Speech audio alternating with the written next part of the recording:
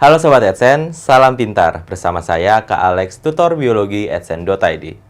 Dalam video kali ini, kita akan membahas materi mengenai sistem sirkulasi.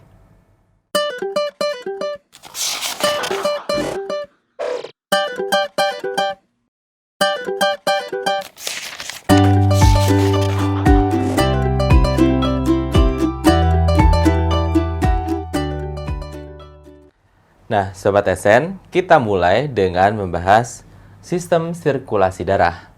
Nah, seperti yang disebutkan bahwa sistem sirkulasi darah terdapat 3 subkomponen bahasan, yaitu darah, pembuluh darah, dan jantung. Nah, kita mulai dengan membahas darah ya. Jadi, kalau kita masukkan darah ke dalam suatu tabung reaksi, ya, kita masukkan darah. Nah, misalkan segini. Nah, kemudian darah itu diputar dengan kencang menggunakan alat yang kita sebut sebagai sentrifugator. Maka, teman-teman akan menemukan ada 2 lapisan atau 2 segmen dari darah. Nah, jadi akan terpisah kira-kira seperti ini. Oke ya. Nah, melalui proses sentrifugasi atau pemutaran dengan kencang sekali, maka zat yang memiliki massa jenis yang lebih berat akan turun ke bawah, sedangkan zat dengan massa jenis yang lebih ringan itu akan tetap di bagian atas. Dengan demikian, kita bisa menyimpulkan bahwa darah terdiri dari 2 komponen, yaitu di sini adalah bagian 55%-nya, yang ini adalah bagian 45%-nya. Bagian 55%-nya ini yang kita sebut sebagai plasma darah.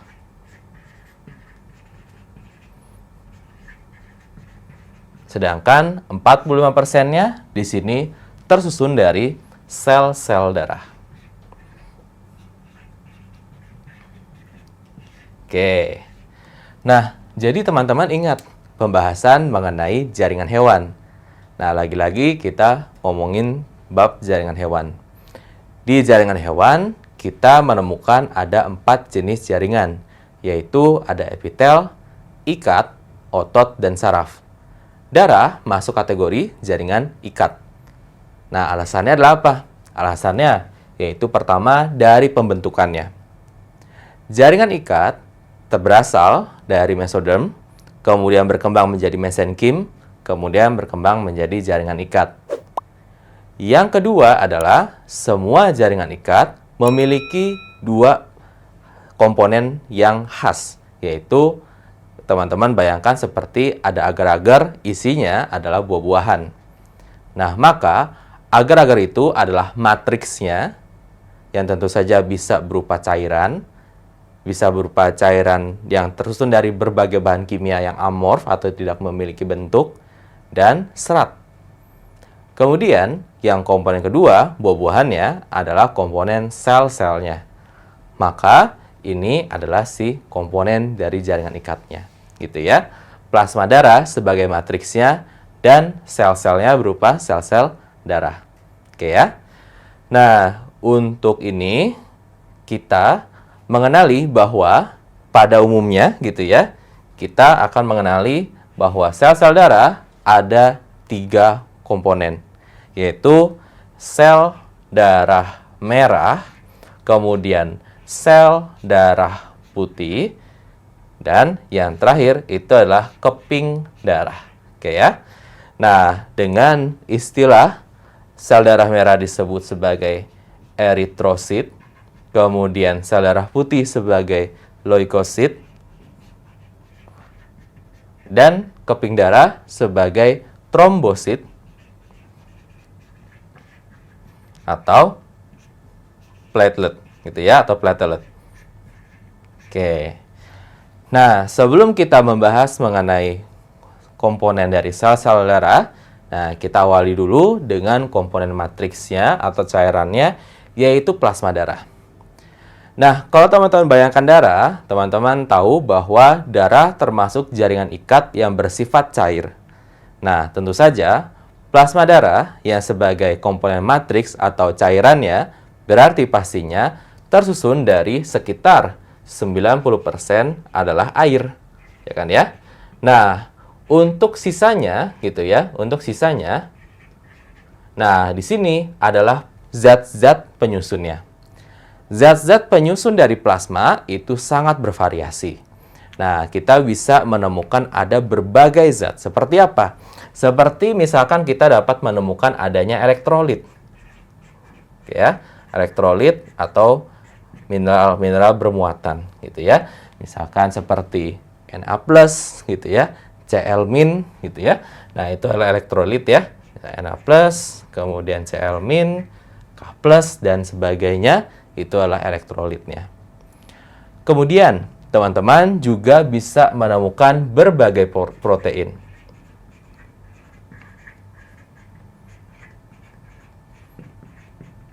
Nah, untuk berbagai proteinnya, nah yang biasa sering disebutkan adalah albumin. Nah, albumin adalah salah satu jenis protein gitu ya, yang fungsinya apa? Fungsinya di sini adalah untuk menjaga tekanan osmotik gitu ya dari darah. Nah, kalau kita nggak punya albumin di darah, maka cairan jaringan itu bisa ditarik dengan sangat banyak gitu ya, sehingga dapat mengganggu tubuh gitu kan. Nah, jadi di sini albumin itu untuk menjaga tekanan osmotik dari darah. Kemudian apalagi yang bisa kita temukan? Nah, kita bisa menemukan misalkan itu adalah komponen yang kita sebut sebagai globulin. Nah, khususnya yang akan saya bahas itu adalah imunoglobulin atau yang kita sebut sebagai antibodi, gitu ya. Nah, jadi kita bisa temukan di area plasma darah, gitu ya, imunoglobulin. Tentu saja di sini untuk imunitas, ya kan ya, nggak usah saya tuliskan, teman-teman tahu. Kemudian teman-teman juga dapat menemukan salah satu komponen yang akan membantu pembekuan darah, itu yang kita sebut sebagai fibrinogen, gitu ya. Jadi ini adalah komponen untuk mekanisme pembekuan darah. Oke, dan masih banyak lagi tentu saja gitu ya. Nah, jadinya teman-teman, ini adalah komponen yang kira-kira dapat ditemukan pada area plasma. Oke ya. Nah, ngomong-ngomong soal ini gitu ya, teman-teman, pada saat pandemi COVID-19, biasanya orang atau pasien dengan gejala berat akan meminta plasma gitu ya dari penyintas atau yang sembuh dari COVID-19. Nah, itu yang kita sebut sebagai serum gitu ya. Kalau teman-teman pernah dengar kata serum gitu ya. Nah, serum ini sebenarnya apa? Serum itu adalah plasma darah gitu ya yang sudah dimurnikan gitu ya. Dimurnikan dalam tanda kutip gitu ya. Dari apa? Dari fibrinogen biasanya gitu ya.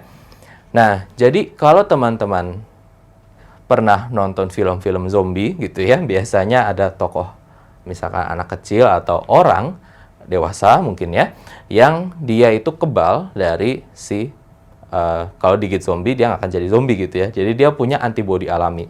Nah, antibodi itu terkandung di dalam si plasma ya kan ya.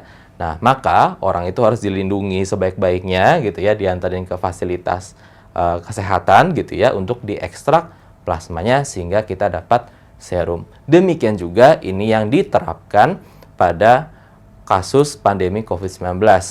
Kita biasanya akan menemukan bahwa ada orang yang mencari plasma darah atau plasma konvalesen yang berasal dari penyintas COVID-19 atau yang selamat atau yang sembuh dari COVID-19. Karena orang yang sudah terinfeksi oleh virus SARS-CoV-2 atau penyakit COVID-19 pastinya memiliki antibodi gitu ya untuk melawan itu, gitu ya. Nah, tetapi dari penelitian itu dibuktikan tidak terlalu efektif, gitu ya. Tapi teman-teman sekarang tahu ya bahwa ini yang kita sebut sebagai serum itu adalah plasma darah yang dimurnikan atau yang kita tarik fibrinogennya. Nah, ngomong-ngomong soal komponennya, gitu ya, di sini saya tulis ada dan sebagainya. Jadi ada apa lagi sebenarnya? Nah, ini berkenaan dengan fungsi dari si plasma darah. Apa sih fungsi dari plasma darah? Nah, ini yang sering disalah kaprahkan karena biasanya fungsinya itu disamakan dengan si eritrosit atau sel darah merah. Untuk plasma darah ini adalah untuk mengangkut, gitu ya. Adalah untuk mengangkut berbagai macam zat seperti apa? Seperti nutrisi, gitu ya. Nah, teman-teman bisa menemukan seperti glukosa, kemudian asam amino, dan lipid dalam bentuk tertentu. Karena ingat ya, lipid nggak bisa bergabung dengan air, gitu ya. Maka harus dibentuk dengan bentuk tertentu, gitu ya. Nah, di dalam plasma. Nah, jadi pada dasarnya nutrisi itu diedarkan oleh si plasma darah. Kemudian teman-teman ingat, di bagian epitel gitu ya, kita dapat menemukan ada epitel yang khusus yang dapat mengeluarkan suatu zat yang kita sebut salah satunya adalah endokrin. Nah, endokrin itu menghasilkan hormon. Dan kita udah tahu ya bahwa pada dasarnya untuk endokrin atau hormon gitu ya, itu transportasinya ikut apa? Ngikut darah. Nah, hormonnya ada di mana? Hormonnya juga akan diangkut oleh si plasma darah. Oke ya. Kemudian yang selanjutnya itu adalah sisa metabolisme gitu ya. Berbagai sisa metabolisme itu diangkut oleh plasma darah. Salah satu bentuknya adalah beberapa persen dari karbon dioksida. Paham ya? Nah, jadi teman-teman, ini adalah penjelasan untuk plasma darah, ngerti ya? Terutama jangan lupa yang ini, gitu ya. Karena fungsi mengangkut nutrisi, hormon dan sebagainya sering disalah gunakan gitu ya untuk menjelaskan fungsi dari eritrosit entah kenapa. Oke ya? Jadi hati-hati. Oke, nah kalau kita sudah selesai membahas mengenai si plasma darah, kita akan melanjutkan pembahasan mengenai sel-sel darah. Kita awali dengan sel darah merah atau eritrosit. Oke ya. Nah, jadi untuk yang selanjutnya, oke, saya taruh di sini.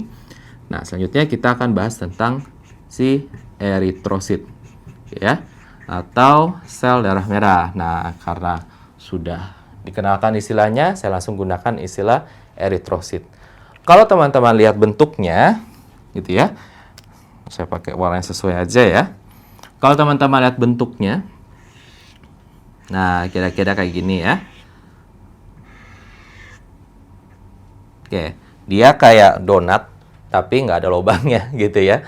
Nah, jadi di sini itu adalah bentuk dasar dari eritrosit. Kalau kita potong, kita lihat dari samping gitu ya. Nah, kita akan menemukan struktur seperti ini. Kira-kira ya. Nah, jadi apa sih ciri-ciri dari eritrosit? Simple. Kalau eritrosit di sini, teman-teman bisa bayangkan tadi donat tanpa lubang gitu ya, jadi agak melengkung di bagian tengahnya gitu ya. Maka dia memiliki bentuk yang saya pakai yang putih untuk membedakan.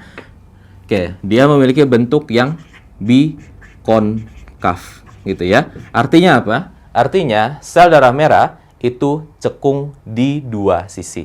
Oke ya, bikonkaf atau sel darah merah di sini cekung di dua sisi. Oke ya, kita bisa lihat ini cekung di dua sisi. Oke ya. Nah, kemudian hal yang harus teman-teman ingat bahwa sel darah merah itu tidak memiliki inti, terutama pada saat dewasa, gitu ya.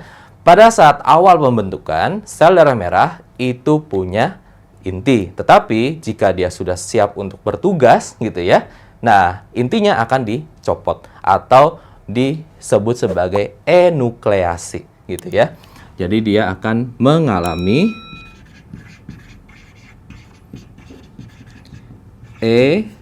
enukleasi. Oke ya. Nah, sekarang pertanyaannya adalah, loh kok kenapa harus dicopot intinya? Nah, jadi teman-teman, ini berkenaan dengan tugas utamanya dari sel darah merah. Yaitu apa? Yaitu untuk mengangkut gas, ya kan? Tugas utama sel darah merah itu adalah untuk mengangkut gas. Oke, jadi kita tuliskan dulu tugas utamanya. Ini untuk mengangkut gas ya. Nah, gasnya bisa berupa apa? Bisa berupa oksigen, bisa berupa karbon dioksida. Oke ya. Nah, jadi dari sini gitu ya. Kemudian apa hubungannya dengan enukleasi? Pertanyaannya adalah sekarang bagaimana cara sel darah merah itu bisa mengangkut gas? Nanti di bagian dalam sel darah merah kita akan menemukan komponen khusus yang kita sebut sebagai hemoglobin. Agar hemoglobin itu bisa banyak di dalam sel darah merah, maka intinya itu akan dihilangkan. Nah, di video berikutnya kita akan pelajari gitu ya, bagaimana struktur dari hemoglobin sehingga kita bisa menemukan bahwa fungsi dari eritrosit adalah untuk mengangkut gas.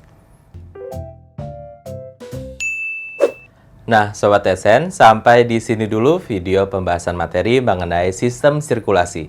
Sampai bertemu di video berikutnya, semoga bermanfaat. Salam pintar! Sekian Sobat TSN untuk video pembelajaran hari ini. Sampai ketemu lagi di video belajar berikutnya. Jangan lupa aktifkan notifikasi untuk video terbaru kami ya. Sobat TSN juga bisa mengunjungi @sen.id dan temukan ribuan video pembelajaran. Sampai jumpa Sobat TSN, salam pintar!